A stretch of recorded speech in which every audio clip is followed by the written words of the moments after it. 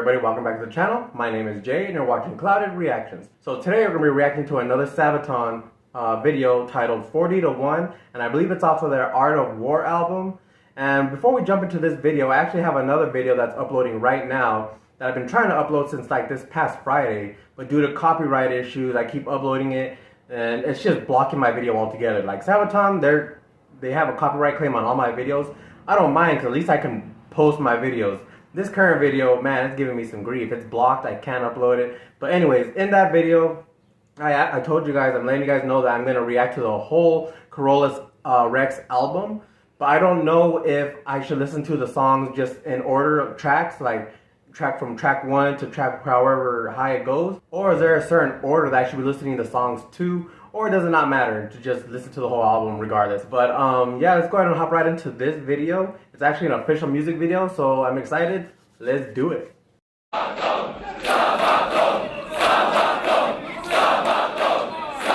gonna give you 40 to 1!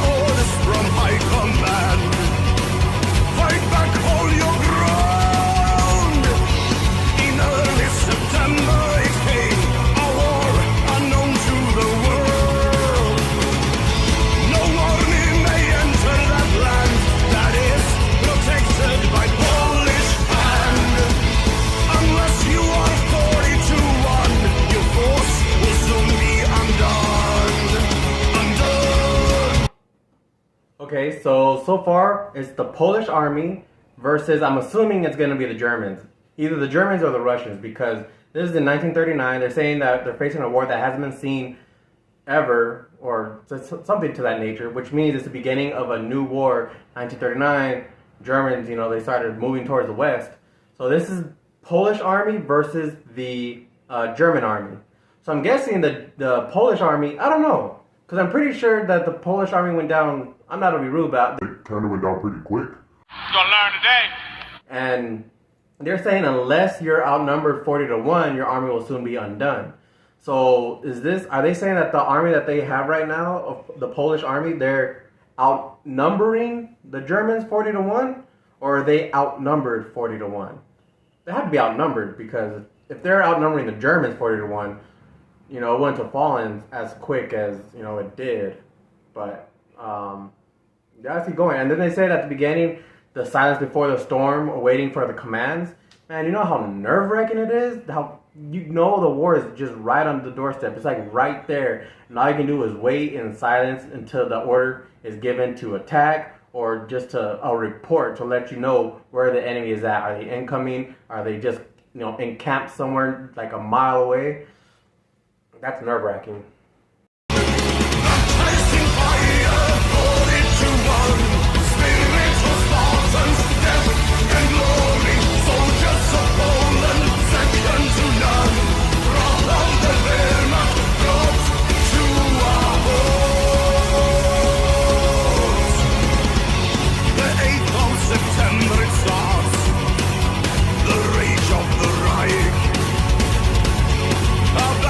Of mortars and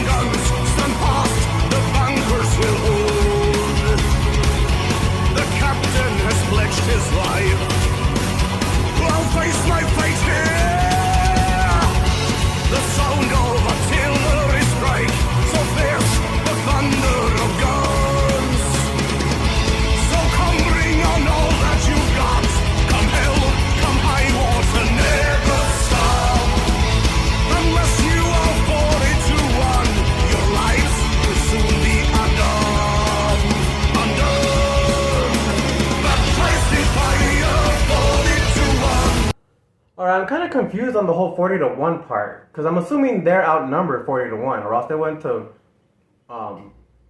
lost. But they're saying unless your army is 40 to 1, you will be undone. So isn't that kind of saying like, hey, unless you have a huge army that's 40 to 1 odds to my army, you're not going to make it. You need a bigger army. You need a 40 to 1 odd to come at me. But it certainly wasn't the Polish who were outnumbering the Germans. It had to have been them that were outnumbered. So I'm not understanding this part. They're held out in bunkers. Come hell or high water, we're gonna stand our ground. You see the waves of Germans coming at them. Man, that's intense. You're just sitting in your bunker, just shooting enemy one by one. And when you're in that, like when you're just in a bunker, all you have ammo wise is what you have in that bunker. Once you run out, you better retreat. So they got to make sure that nobody gets behind them. So if they start crossing beyond the path where they can't like aim and shoot, hey man, you just either stay in there and like let that become your coffin, or you dip, and you dip fast. But yeah, this whole 40 to 1 is confusing me. I can't wait to listen to the history behind this.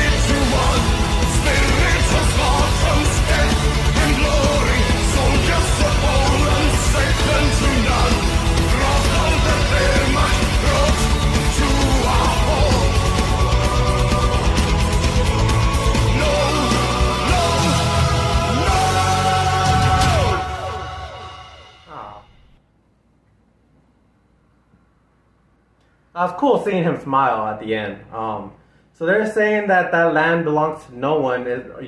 Don't cross pretty much that no man's land, I guess, because it's controlled by Polish hands. So I guess they fought them off. They fought off the Germans. Well, they halted them. So I guess maybe I don't remember how long it took for Polish to fall, because I remember it was Germany and Russia that pretty much hit them. It's kind of not fair, but.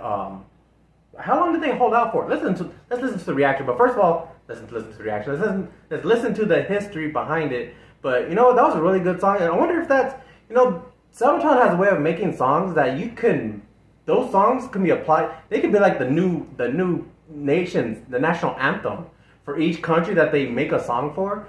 It's so heart pumping to like. It's just uplifting. It's epic. It's just everything about it. And then I like the video too. They mixed what looked like to be like a live concert, and they combined it with historical footage. I thought that was really awesome. Really awesome, because you get the sensation, like you get the goosebumps from watching the historical footage, and then you get hyped from watching the concert footage. Let's watch the holy damn. Let's watch the history. Alright, I already see Indy and Par. I'm Indy Nidell. I'm Par from Sabaton, and this is Sabaton History.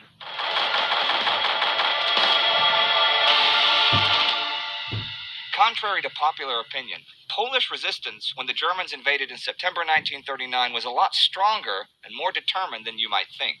Our song 40 to 1, that song that made Sabaton popular in Poland, is just about that.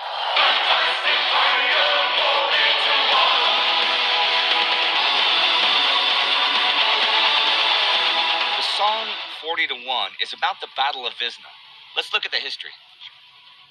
How a small detachment of around 720 Polish infantrymen held off more than 40,000 German soldiers for over 3 days. A story that has even entered Polish lore as the Polish Thermopylae, Polskie Thermopyle. Okay, so that's actually, if those are the accurate numbers, that's less than 40 to 1 odds. That's like 40 to 0.7. Because 40 to 1 is 40,000 to 1,000. 40,000 to 700 something? Dang. And I'm actually shocked that they didn't fall faster than they did with those odds, with those numbers. I mean, they are talking about just this one battle. I mean, I'm sure those other battles before. Well, I guess Poland didn't really fall as fast as I thought it did. I thought they fell like within weeks. Okay, September 1939. The German invasion of Poland has begun. So silent before the storm, awaiting command. A few has been chosen to stand as one outnumbered by far. The orders from high command. Fight back all your ground. In early September it came, a war unknown to the world. Now, Poland will soon also be invaded by the Soviet Union, and within 6 weeks will be divided by those two great powers. But we're still in the first week of the German invasion. On the 7th, the 19th Army Corps of Heeresgruppe Nord, part of the German 3rd Army under General Heinz Guderian, was quickly advancing to try and cross the river Biebrzę, a tributary of the river Narew, east of the town of Wizna. By doing so, it would be able to encircle the Polish Narew Corps and then close in on Warsaw from the northeast. Now, the Polish army had begun building defense works around the strategic crossing where the Biebrzę and Narew meet since early 1939, when the possibility of war began really looming. The crossing is surrounded by swamps and bogs, so a system of echelon bunkers and pillboxes on the hills overlooking the rivers would be a serious threat to any army trying to make a crossing. Thing is, as the German Panzer Corps approached, the defense works were not completed. Only 12 major bunkers were battle-ready, and there were a few machine gun pillboxes spread out over 2 actual lines of defense. The big flaw, though, was that the system did not have any larger anti-tank guns or mortars, and with a force of 350 tanks approaching, this flaw was now a major problem. The Polish defenders, commanded by Captain Władysław Raginis, had quickly thrown up some anti-tank obstacles, prepared the forward approach with trenches and barbed wire, and mined the riverbanks. Raginis himself had chosen the bunker in the middle as his command post, but, he must have known that with only 6 7.6 guns, a few dozen machine guns, and only a pair of anti-tank rifles, he could not hope to hold out forever. But as German planes dropped propaganda leaflets from the skies urging the Poles to surrender, Raginis vowed that he would, in fact, die trying. The 8th of September it starts, the rage of the Reich. A barrage of mortars and guns stand fast, the bunkers will hold. The captain has pledged his life. I'll face my fate here. The sound of artillery strike, so fierce the thunder of guns. The first skirmish between German and Polish recon units was fought for the village of Wizna on the 7th, but the Poles gave up what was an undefendable village without serious resistance. So already at the beginning of the action, it looks like the Poles have been routed. But they haven't given up, and they have not fled. They have retreated back over the river into the safety of their bunkers. The Germans pursued them, but Polish engineers blew the bridges to stop them. The battle had begun. German heavy artillery was brought up and pounded the Polish positions throughout the remainder of the day. The Polish artillery was no match for this and was forced to withdraw. But the Polish bunkers held. Stuka bombardments from the air also failed to break them, since the walls of those bunkers were over 1.5 meters thick and reinforced with steel plates. German assault troops came next, attacking over the next 2 days. But as soon as they crossed the river, they were hit by machine gun fire from the forward Polish pillboxes. Suffering heavy casualties, they were forced to retreat time and again. However, the evening of the 8th, as German tanks began to cross, and with no adequate measures to deal with them and overall limited ammunition, the Polish infantry withdrew from their forward lines near the river to the safety of the bunkers. The German tanks rolled over and through those lines, but their guns could not penetrate the bunkers, nor could they provide enough cover for the infantry to follow. It was a somewhat bizarre stalemate. Yet, without help from any reinforcements or That is a bizarre that is a bizarre stalemate, because even though the tanks broke through the lines, the infantry can't cross. So you just have tanks roaming around. They can't penetrate the bunkers, so the men inside the bunkers are safe. But then the bunkers, the ones that are shooting at the tanks, they can't shoot the tanks. They can shoot them, but they won't do no damage. So all they can do is kill the infantrymen. So essentially, they stopped the halt of the army, even though the army is across the line. So they're pretty much entwined right now. So, man, 3.5, a meter and a half of steel, of iron and steel? Holy crap. So a meter's 3 feet. So that you're looking at like maybe 4 or 5 feet of freaking concrete, or what do they say, iron, steel, concrete? Something like that with steel plates. Okay. for any real anti-tank capability, the Polish soldiers were now trapped.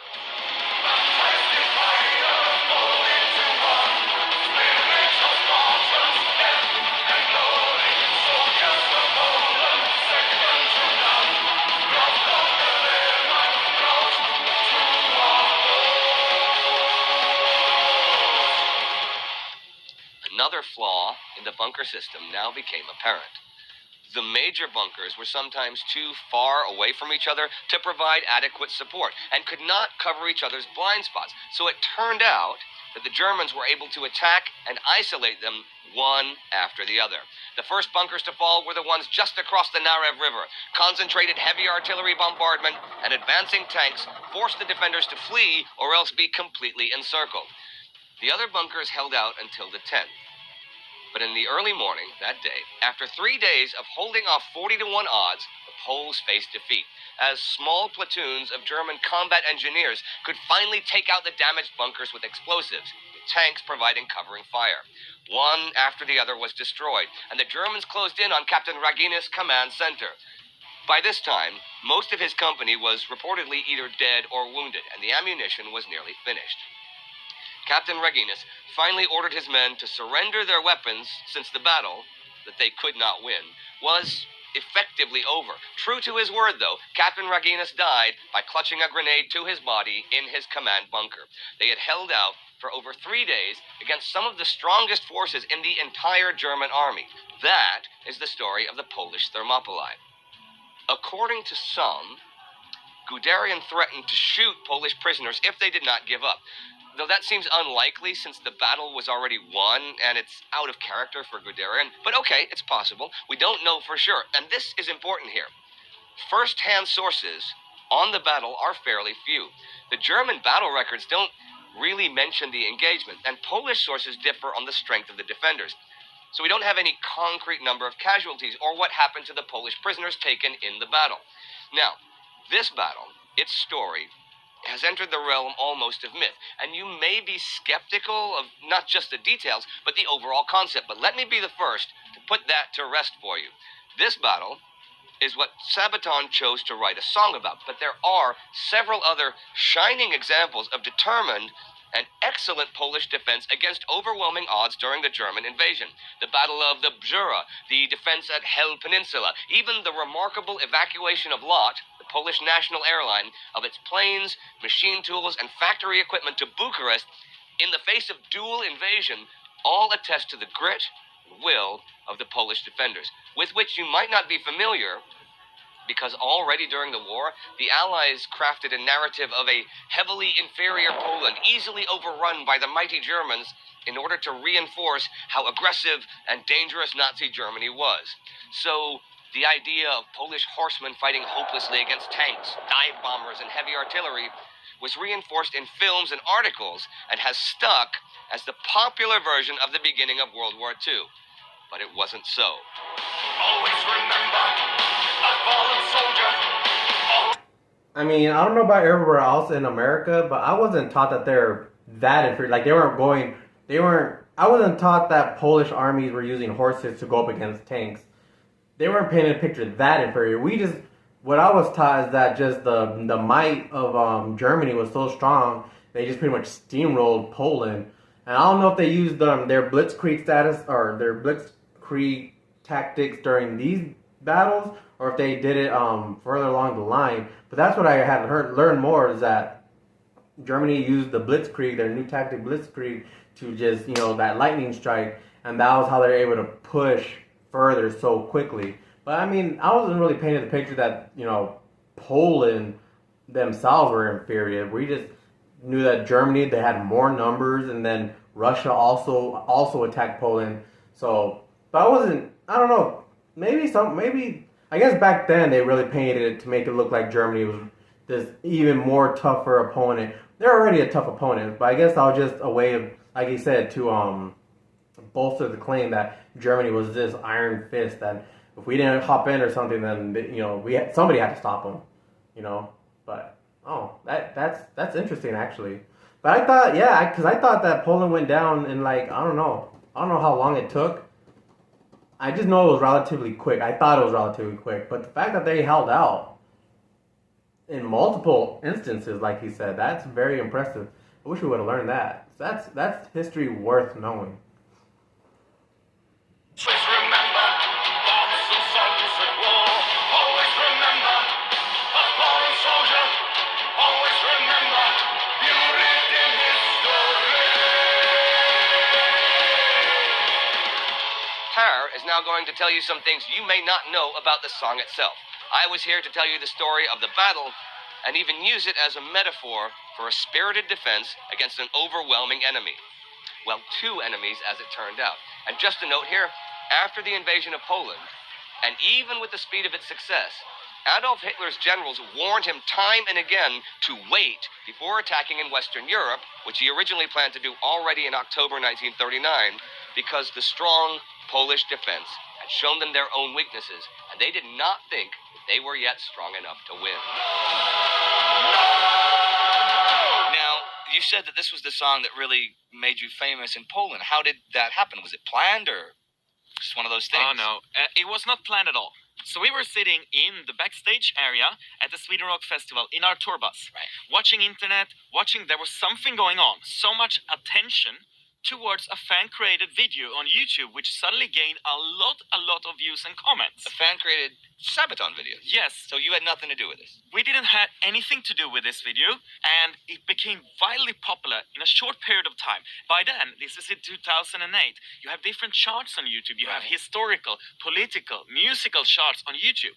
And we were top charting on all of them. In the world. Yes. And it was 40-1. It was a Polish guy that made this video. Yes. So what happened? Did you were number one for weeks or? No, it was just for a few days before this was taken off. There was a copyright infringement and the video was taken down and blocked after a few days. Right. However, it reached around to a lot of fans all across the country of Poland, Yeah. including it reached to a descendant of the captain that we sing about in the song. Right. And this guy was a filmmaker, contacting us, wanted to do an official music video for the song 40-1. Right. So we went down to Poland, to where the battle actually took place, Right. to Wisna, where we filmed some footage when we were walking around in the battlefield, in the scenery, and we also played a concert in Gdansk where we used live footage to cut this together to an official music video. Wow. Okay. And now by this time, because of the video and stuff, was there like a big Sabaton hype in Poland? I mean, what happened there? Well, suddenly Sabaton got a very big hype inside of Poland. But was it just among like the Polish kids, or was it like across Polish society? I think it was all across the society. Okay. And it was mainly a lot of the older generation who Yeah. find this very interesting. Because this was a story who could unite the Polish people. Students wanted to read about this and Okay. not about the propaganda that was written in the history books Sure. that they grew up reading about. Then did you continue doing like bigger tours of Poland, or? We kept doing more and more. Wait a minute. So then, everybody in Poland in schools they're taught the same things that Western countries are taught. That they went down relatively quick. They didn't really mention these. I remember. I don't know if I learned that in school or if I've seen that on a YouTube video, but I do remember Germany couldn't penetrate that line of bunkers, but they found a way and they started taking them down one by one, and that's how the line fell. That sounded so familiar when they were saying that, so it just clicked. I'm like, oh yeah, I think I know what they're talking about. Not to the extent though. But so the Polish schools aren't teaching this stuff? Man, that's crazy. More tours in Poland. And in 2009, we came back for what we called Always Remember Tour. And it was for a couple of shows all across Poland. One of those shows Yeah. was actually at the battlefield Okay. in Wisna. Wow. Actually 70 years to the hour after the battle. All right. And the opening act was a full reenactment of the battle, including mortar attacks and tanks and soldiers and planes, and it was a very, very intense opening ceremony. So the for whole battle, they did the. Wow. Yes, until today, that is still the coolest band that ever opened for us. It's the coolest band that ever opened for anybody, Par. We also did a show in Gdansk where we were approached by somebody we did not expected to come to a Sabaton concert. So we were sitting backstage just before the show is gonna be. Yeah. The promoter of the concert comes into our dressing room and he explains, you have a little bit different kind of person here tonight. And we're like, okay, so who is that? Well, it's actually the Archbishop. What? Yeah. I didn't see that coming. The Archbishop. Yeah, we didn't see that coming either. He came onto the stage and a lot of people were complaining about it and booing, but he said only a few simple words, and he said that the church bows to a male band. And then he gave us this sword from the treasury of the Church of Poland. That is so cool. And just think how that is when a song, a person or a people or a nation can take a song to heart and make it so important to their lives like that. That's got to feel really good. It feels great, and the song has kind of permanently edged itself to Sabaton. Oh, yeah. And I do not believe that we could get away alive Yeah. by going to Poland, play a show, and not performing Not 40 playing to Poland. 1. It's a permanent song in the Sabaton catalog. And you know what? Here's how it looks.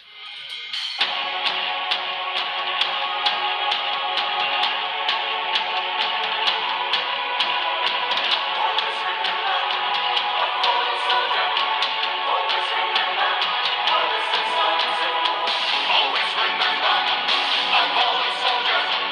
Always remember, all the sons of war.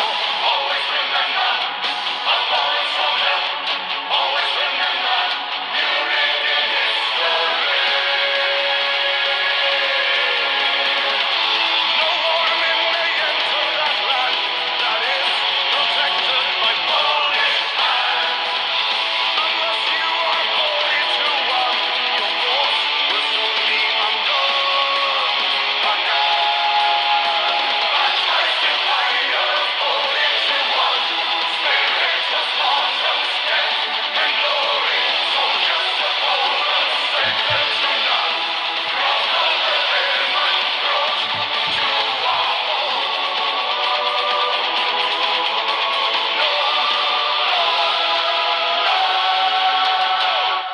All right, everyone, here's the deal. Subscribe to Sabaton History, but also the regular Sabaton channel. And don't forget to check out World War II and the Time Ghost channel.